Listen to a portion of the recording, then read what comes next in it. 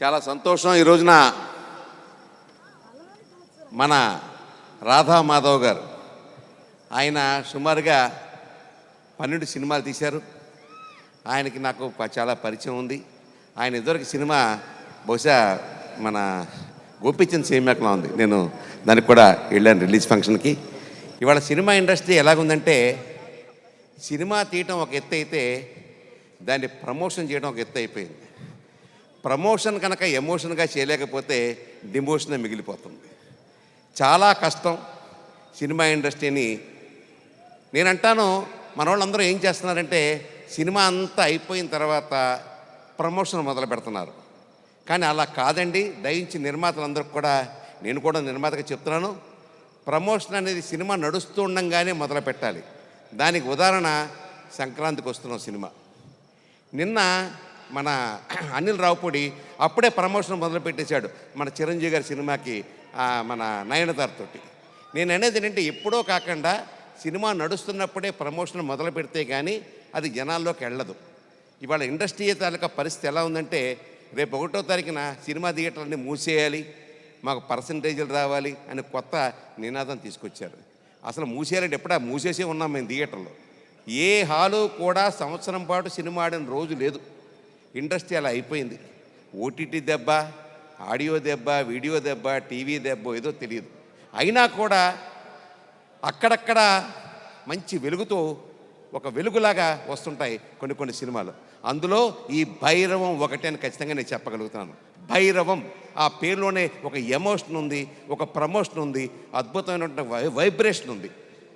మన శ్రీను, అల్లుడు శ్రీను పేరుతోటి అద్భుతమైన పేరు తీసుకొచ్చి మన బెల్లంకొండ శ్రీనివాస్, అలాగే మన నారా రోహిత్ గారు.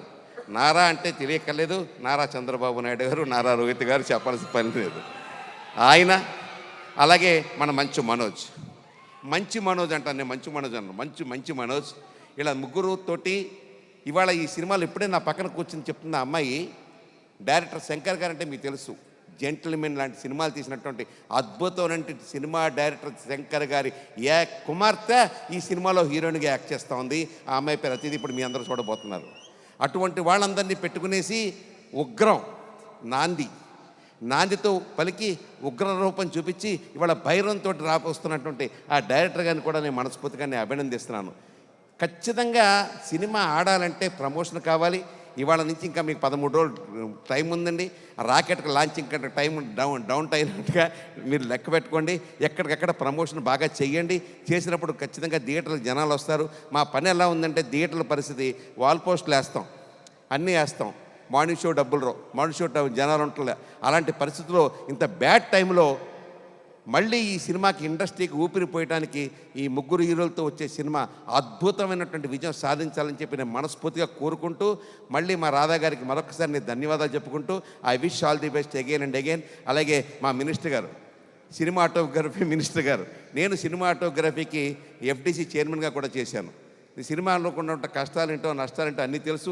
ఇందాకే నాకు ఒక సభలో మా నాన్నగారి శత జయంతి ఉత్సవాలు జరుగుతున్న వైమెత్యాల్లో అక్కడ సభలో అనౌన్స్ చేశారు, నంది అవార్డ్స్ ఇస్తామని చెప్పేసి. గట్టిగా అందరూ చప్పట్లు కొట్టండి. నంది అవార్డులు మర్చిపోయాం మనం, సినిమాకి నంది అవార్డులు ఇస్తామని చెప్పి మినిస్టర్ గారు మాట ఇచ్చారు. ఆ దిశగా ఆయన ప్రదర్శించవలసిగా నేను కోరుకుంటూ మా సినిమా ఇండస్ట్రీ అందరికీ కూడా నంది అవార్డులు ఇవ్వండి. ఎందుకంటే తెలంగాణలో ఆల్రెడీ ఆయన ఏదో గద్దర్ అవార్డులు ఏదో ఇస్తున్నారు, మనం కూడా నంది అవార్డు ఇస్తే చాలా బాగుంటుందని చెప్పి నేను కోరుకుంటూ మరొక్కసారి ఈ సినిమా గ్రాండ్ సక్సెస్ అవ్వాలని చెప్పి మనస్ఫూర్తిగా కోరుకుంటూ మీ అందరికీ ఒకటే రిక్వెస్ట్, డబ్బులు ఇచ్చి కొనుక్కుని టికెట్ కొనుక్కుని సినిమా చూడండి. Thank you.